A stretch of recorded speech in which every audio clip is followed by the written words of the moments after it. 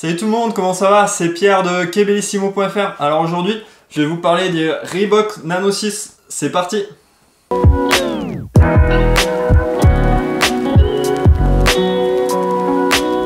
Au niveau look, ces Reebok Nano 6, elles n'ont pas vraiment changé par rapport au Nano 5, c'est quasiment la même forme. Bon, voilà, il n'y a pas de grande différence. La plus grande différence se trouve au niveau du branding. On n'a plus toutes les inscriptions, là, 0,5, CrossFit, Reebok, qu'il y avait un peu partout sur les Nano 5. Donc voilà, sur les Nano 6, ils l'ont joué un peu plus sobre, et c'est vraiment pas mal. Avec le nouveau logo, là, le logo Delta. Et puis il y a quasiment plus d'inscriptions, à part là, avec Kevlar. Et puis derrière, il y a écrit Nano 6, et puis des logos Reebok CrossFit, et... Enfin voilà. Donc voilà, niveau look, moi je les trouve pas mal. Elles ressemblent assez au Nano 5, mais un peu plus sobre, et c'est tant mieux, franchement. Alors ensuite, je regarde mes notes. Ouais, je voulais parler du Kevlar. En fait, toute la chaussure, comme sur la Nano 5, est renforcée en Kevlar. Voilà, sur tout le côté, partout, là, sur toute la tige extérieure en fait de la chaussure. Elle est renforcée en Kevlar, ça permet de la rendre plus résistante, mais également plus légère. Ensuite, comme sur les Nano 5, on retrouve la technologie Rob Pro. Je sais pas si vous allez le voir. C'est la technologie qui permet de protéger la chaussure et d'améliorer le grip lors des montées de corde. Donc ça commence dès la semelle extérieure là, avec cette partie jaune qui va vous permettre de bien accrocher la corde.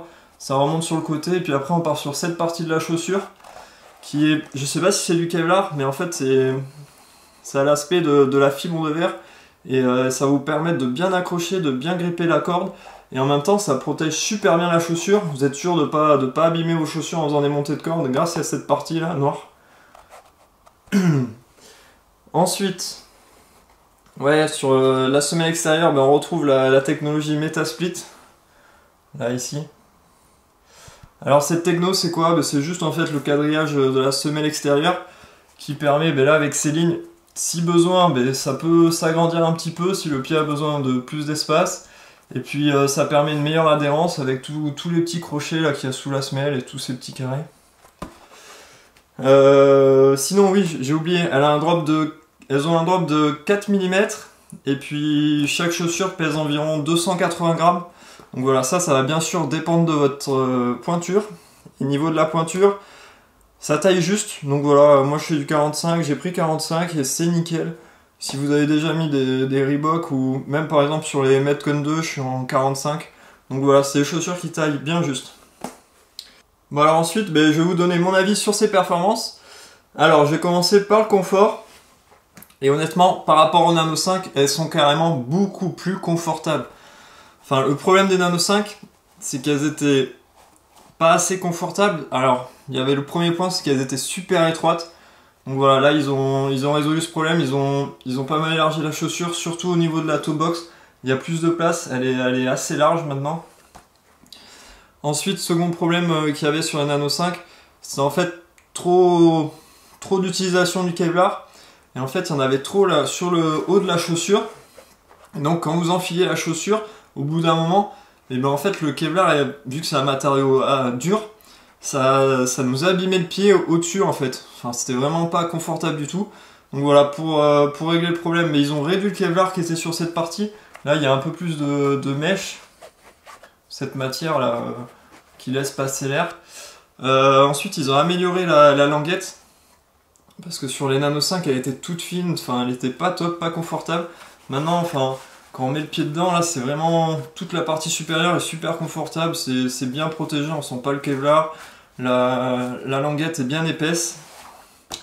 Et ensuite, un autre défaut qui était sur les Nano 5, c'était qu'elles étaient trop... Elles faisaient mal, en fait, au talon, c'était un peu trop rigide, ça absorbait pas assez les chocs. Et c'est réglé. Donc voilà, pour des chaussures de CrossFit, elles sont vraiment super confortables. Et comparées au Nano 5 ou même au Metcon 2, enfin voilà, vous pouvez les mettre toute la journée sans souci. Elles sont très confortables ces chaussures. Ensuite, ouais, je voulais parler de la durabilité. Alors niveau durabilité, c'est des chaussures qui vont vous durer vraiment super longtemps. Niveau définition, c'est super bien fait. Enfin, les coutures sont super résistantes. Il n'y a pas de souci à ce niveau-là. Ça va pas lâcher, c'est vraiment fait pour durer plusieurs années. Et puis en plus, avec tout ce Kevlar, ça rajoute encore plus de résistance et de durabilité à ces chaussures. Mais ensuite, je voulais parler des perfs.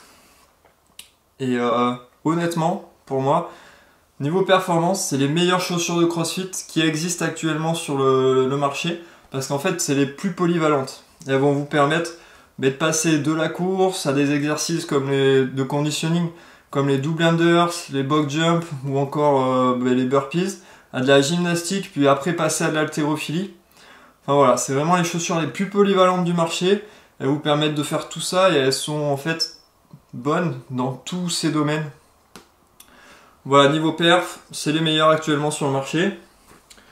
Ça me permet d'enchaîner sur ces points faibles. Alors le premier point faible, c'est vu qu'elles sont super polyvalentes, elles sont pas exceptionnelles dans un domaine particulier.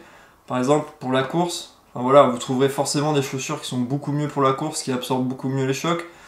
Pour pareil, pour tout ce qui est conditioning, vous trouverez, enfin, voilà, il y a des chaussures minimalistes qui sont super légères, donc vous trouverez des chaussures meilleures sur ce point-là. Et pareil pour l'haltéro.